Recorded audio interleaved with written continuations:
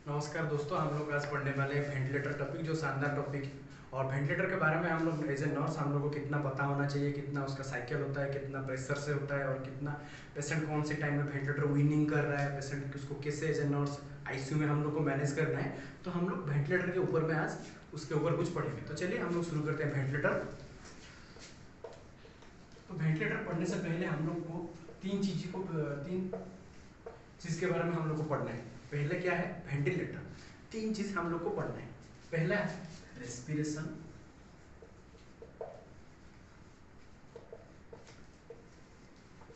एक है ब्रीदिंग और एक है वेंटिलेशन। हम लोग को ये तीन चीजें के बाद तीन जो वर्ड है इसके ऊपर अच्छे से पता होना चाहिए। इसके ऊपर हम लोग कंफ्यूज नहीं होना चाहिए कि रेस्पिरेशन क्या है, ब्रीदिंग क्या है और वेंटिलेशन क्या है। तो रेस्पिरेशन जो है वो इंटरनल प्रोसेस है। उसमें क्या होता है? गैस एक्सचेंज होता है। इंटरनल प्रोसेस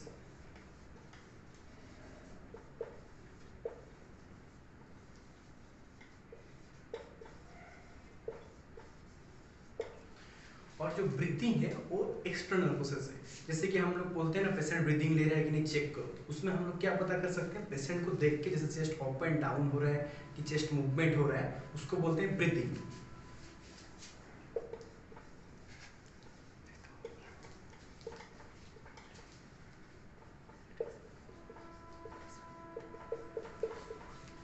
एक्सटर्नली हम लोग मेजर कर सकते हैं और उसको देख सकते हैं क्या है ब्रीथिंग। और वेंटिलेशन क्या है? वेंटिलेशन मतलब एयर जाना और आना। जैसे हम लोग बोलते हैं एयर एंट्री होना और चले जाना, उसको बोलते हैं वेंटिलेशन। बोलते हैं ना रूम पे कुछ वेंटिलेशन नहीं हो रहा है, तो उसको बोलते हैं वेंटिलेशन। वेंटिलेशन मतलब एक्सचेंज होना है।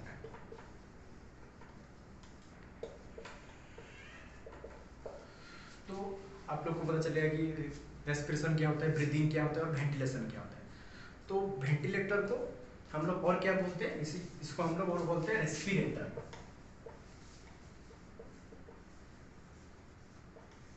तो वेंटिलेटर क्या है? एक डिवाइस है और एक मशीन है जिससे हम लोग क्या करते हैं? पेशेंट को आर्टिफिशियल ब्रीदिंग प्रोवाइड करते हैं। तो जो पेशेंट को रेस्पिरेशन आर्टिफिशियली देता है उसे हम लोग क्या बोलते हैं? रेस्पिरेटर बोलते हैं। जो रेस्पिरेशन देता है उसे बोलते हैं रेस्पिरेटर। अब हम लोग पढ़ेंगे टाइप्स ऑफ वेंटिलेटर। तो कौन से टाइप्स का वेंटिलेटर होता है? नॉर्मली 3 टाइप्स का वेंटिलेटर होता है।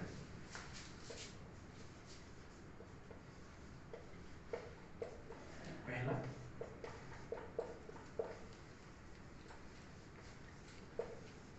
According to pressure. According to pressure पहला क्या होता है?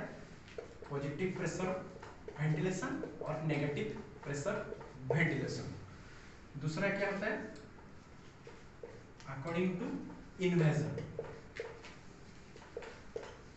इन्वर्जन मतलब बॉडी के अंदर है या बॉडी के बाहर है। एक है नॉन इन्वर्जिव, दूसरा है इन्वर्जिव। तो नॉन इन्वर्जिव में क्या क्या है? बाईपैप और सीपैप। और इन्वर्जिव में क्या होता है? ईटी और टीटी। तो पहले और एक तीसरे नंबर पे होता है, पहले दो पढ़ लेते हैं उसके बाद पढ़ेंगे। अकॉर्डिंग टू प्रेशर मतलब पॉजिटिव प्रेशर वेंटिलेशन और negative pressure ventilation. Positive pressure ventilation जो है आजकल यूज हो रहा है, और आज का जो वेंटिलेटर आ रहा है उसमें पॉजिटिव प्रेशर वेंटिलेशन होता है, उसमें से मैनेज होता है। और जो नेगेटिव प्रेशर वेंटिलेशन है वो पहले था, वो पहले जमाने का था। वो जैसे एमआरआई जैसे करते हैं वो उसी टाइप का एक बंद कोठरी में होता था। वो उसमें नेगेटिव प्रेशर मेंटेन करके करते थे, उसमें पेशेंट का ज्यादा डेथ होने का चांसेस था। तो वो है नेगेटिव प्रेशर वेंटिलेशन। और क्या है नेक्स्ट है? According to inversion. इन्वर्जन मतलब कुछ भी चीज को बॉडी में एंट्री करने को बोलते हैं इन्वर्जन। तो अकॉर्डिंग टू इन्वर्जन एक है इन्वेसिव और एक नॉन इन्वेसिव। इन्वेसिव मतलब बॉडी के अंदर कुछ लेना, जैसे कि इटिटिव और टिटिटिव। इटी मतलब एंडोट्रैकियल इंट्यूबेशन और ट्रैकियोस्टोमी के थ्रू, इटिटिव के थ्रू ऑक्सीजन देना वेंटिलेटर के द्वारा, उसको बोलते हैं इटी इंट्यूबेशन। और टीटी मतलब ट्रैकियोस्टोमी। ट्रैकियोस्टोमी में ट्रकिया में ओपनिंग करके वेंटिलेटर देते हैं, वेंटिलेशन देते हैं, उसे बोलते हैं ट्रकियोस्टोमी वेंटिलेटर और वेंटिलेशन देते हैं। और जो नॉन इन्वेसिव है, नॉन इन्वेसिव एक होता है बाईपैप, एक होता है सीपैप। बाईपैप क्या होता है? Bilevel positive airway pressure. CPAP क्या होता है? Continuous positive airway pressure. BiPAP bilevel positive airway pressure, CPAP continuous positive airway pressure.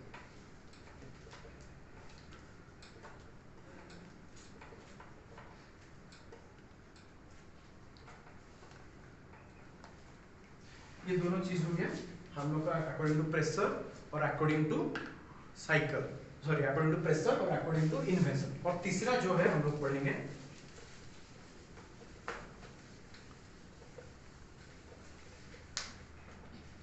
According to cycle. ये साइकिल कितना है? 4 टाइप्स का होता है। एक होता है वॉल्यूम साइकिल, एक होता है प्रेशर साइकिल, एक होता है टाइम साइकिल,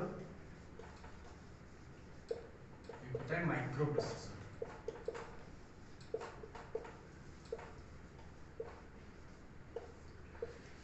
जो वॉल्यूम है, प्रेशर है, टाइम साइकिल है, उसमें प्रीसेट मतलब पहले से कितना वॉल्यूम का देना है कि फिजिशियन प्रेस्क्राइब करेंगे इतना वॉल्यूम का हम लोग को पेशेंट को वेंटिलेशन देना है, वो उधर प्रीसेट वॉल्यूम होता है। और प्रेशर में प्रीसेट प्रेशर होता है, कितना प्रेशर में देना है, कितना पॉजिटिव प्रेशर देना है, नेगेटिव प्रेशर क्या देना है। नेगेटिव प्रेशर आजकल यूज नहीं होता है, फिर भी बहुत कम यूज होता है, वो है प्रेशर। टाइम साइकिल मतलब पेशेंट को कितना टाइम तक देना है, प्रीसेट टाइम होगा, आधा घंटे के लिए देना है, हाफ एन आवर 1 आवर के लिए देना है, क्या दिन भर देना है, वो होता है प्रीवियसली टाइम साइकिल। और माइक्रो प्रोसेसर मतलब वो तीनों चीज मिला के होता है, मतलब आप चाहे तो टाइम साइकिल को कर सकते हैं, सिर्फ ये टाइम साइकिल में सिर्फ टाइम देना और कुछ प्रीसेट नहीं कर सकते, वॉल्यूम और प्रेशर को प्रीसेट नहीं कर सकते। लेकिन जो माइक्रो प्रोसेसर होता है, माइक्रो प्रोसेसर में वो आजकल न्यू माइक्रो प्रोसेसर होता है कंप्यूटराइज ऑपरेटेड माइक्रो प्रोसेसर, मतलब आप उसमें प्रीसेट वॉल्यूम कर सकते हैं, प्रीसेट टाइम हो सकता है, प्रीसेट प्रेशर हो सकता है। ये होता है अकॉर्डिंग टू द साइकिल। ये हो गया हम लोग का क्लासिफिकेशन और टाइप्स हो गया। हम लोग वेंटिलेशन पढ़ लिए, वेंटिलेटर क्या है पढ़ लिए, उसके ऊपर टाइप्स क्या पढ़ लिए, और अभी हम लोग पढ़ेंगे मोड ऑफ वेंटिलेशन, कौन सी मोड में वेंटिलेटर चल रहा है।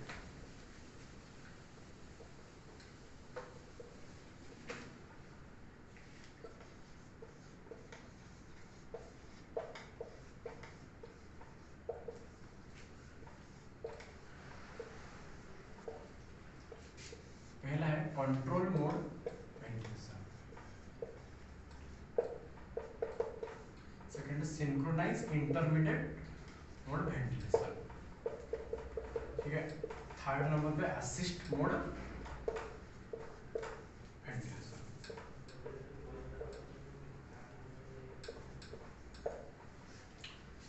ये देखो खुद बताना है कंट्रोल मोड वेंटिलेशन। कंट्रोल मतलब आप लोग क्या समझते हो? कंट्रोल मतलब किसी के ऊपर कंट्रोल कर लेना, आप जो बोल रहे हैं वो करेंगे आपको, जो आप जैसे कि आप लोग आप किसी के ऊपर कंट्रोल कर रहे हैं, जैसे ही वैसे ही वेंटिलेटर जो पेशेंट के ऊपर कंट्रोल करके रखा है वो कंट्रोल दिखा रहा है, मतलब जितना वेंटिलेटर उनको वेंटिलेशन के लिए देगा उतना उसको पेशेंट वेंटिलेट मतलब जैसे वेंटिलेशन होगा। और असिस्ट मोड मतलब आप किसी को सोचो असिस्ट कर रहे हो, अब जैसे हम लोग नया नया जो लोग नया नया इंटर्न स्टूडेंट होते हैं जो काम करने जाते हैं, वो क्या करते हैं ना, असिस्ट करते हैं। असिस्ट मतलब कुछ वेंटिलेटर कुछ सपोर्ट दे, उसके साथ पेशेंट का भी एफर्ट होगा, उसे क्या बोलते हैं? Assist mode. और जो सिंक्रोनाइज इंटरमीडिएट मोड वेंटिलेशन होता है उसमें क्या होता है, सिंक्रोनाइज में पेशेंट क्या करेगा, तो जो वेंटिलेटर क्या उसको देगा, पेशेंट को देगा कि वेंटिलेशन के लिए एयर देगा, जब ऑक्सीजन देगा तब क्या होगा ना, जो पेशेंट शुरू करेगा करने के लिए तो वेंटिलेटर क्या हो जाएगा, स्टॉप होकर पेशेंट को खुद ब्रीदिंग करने हेल्प करेगा, वो है एसआईएमबी। समझ में आ गया?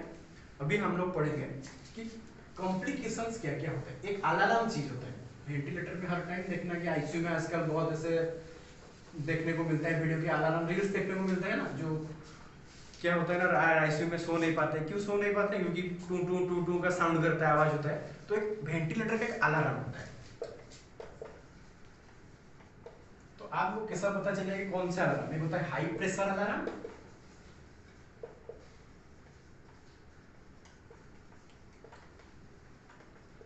एक होता है लो प्रेशर अलार्म।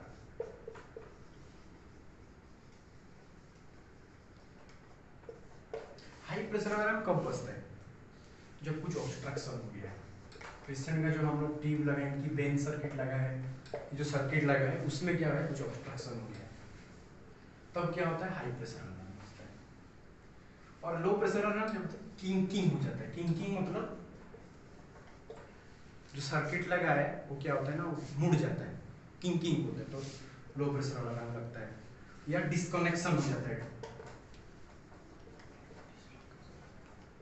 तब क्या होता है? लो प्रेशर अलार्म होता है। जब भी वेंटिलेटर का अलार्म लो प्रेशर आए कि हाई प्रेशर आए, तब एज ए नर्स पहले क्या करना है? पहले जाके वेंटिलेटर को नहीं देखना है, पहले पेशेंट को देखना है। वेंटिलेटर एक मशीन है, पहले आप लोग जाके पेशेंट को बचा सकते हैं, तो पहले असेस हर टाइम किसको करना है? पेशेंट को असेस करना है, कि नहीं जाके दिमाग लगा के वेंटिलेटर क्यों प्रेशर अलार्म दे रहा है। जैसे कि हम लोग का फायर अलार्म बजता है ना हॉस्पिटल में, क्या करते हैं? जाके पहले अलार्म को बंद करते हैं। अलार्म को बंद करने की कोशिश मत करना, जाकर पेशेंट का कंडीशन चेक करना। पेशेंट का कंडीशन चेक करने के बाद आपको जो लग रहा है उसी के हिसाब से, फिजिशियन से ऑर्डर के हिसाब से आपको मूड लग रहा है तो थोड़ा ट्यूबिंग को, कनेक्शंस को पहले चेक करना है, उसके बाद आपको अगली स्टेज लेना है। ये हो गया अलार्म के बारे में। और प्रॉब्लम्स क्या होता है वेंटिलेटर में, उसका कॉम्प्लिकेशंस क्या हो सकते हैं? आप वेंटिलेटर पे है, आप उनको केयर दे रहे हैं पेशेंट को, आपका कॉम्प्लिकेशंस क्या हो सकता है?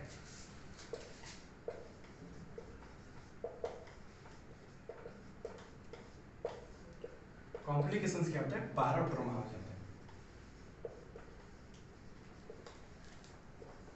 बारो ट्रॉमा मतलब बारो मींस लंग्स, लंग्स को ट्रॉमा हो जाता है, मतलब ज्यादा ऑक्सीजनेशन होने के बाद, ज्यादा वेंटिलेशन होने के बाद क्या होता है ना, लंग्स को डैमेज होके उसमें ट्रॉमा हो जाता है। हाई प्रेशर हो गया, आपका प्रीसेट प्रेशर दिया है, फिर भी गलती से मशीन से है, कुछ इलेक्ट्रॉनिक डिवाइस है, मशीन का फॉल्ट हुआ कि आपका फॉल्ट हुआ, उसके वजह से पेशेंट का क्या होता है ना, पेशेंट का बारो ट्रॉमा से लंग्स डैमेज हो जाता है। तो ये वेंटिलेटर का एक मोस्ट कॉमनली कॉम्प्लिकेशन है। 50 सेंटीमीटर स्टू से ज्यादा होने से ये क्या होता है, डैमेज हो जाता है।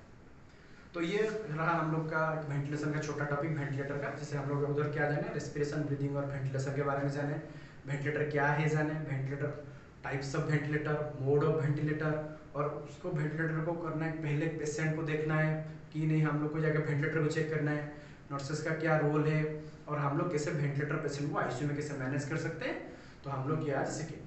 तो चलिए आप लोग अलग अलग वीडियो में हम लोग कुछ अलग टॉपिक के साथ बात करेंगे, तो आप लोग कमेंट कीजिएगा कौन से टॉपिक आपको प्रॉब्लम हो रहा है, तो हम लोग उसके ऊपर बात करेंगे। Thank you.